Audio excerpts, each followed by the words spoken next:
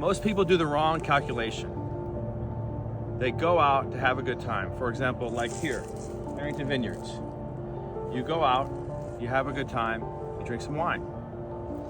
Then they think about the calculation incorrectly. They think, how much would an Uber cost to go home versus how much it costs to drive? They leave out the risk factor, okay?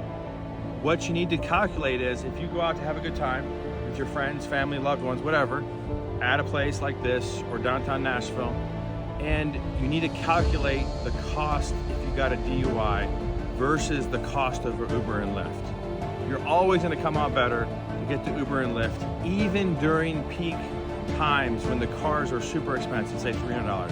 Because a DUI costs tens of thousands of dollars, it goes on your criminal record, it could affect your job, especially if you have a CDL license. It affects so much, and plus the emotional toll and the embarrassment and the shame that you might end up going through.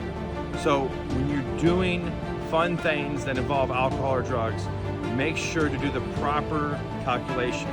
Compare an Uber to a DUI.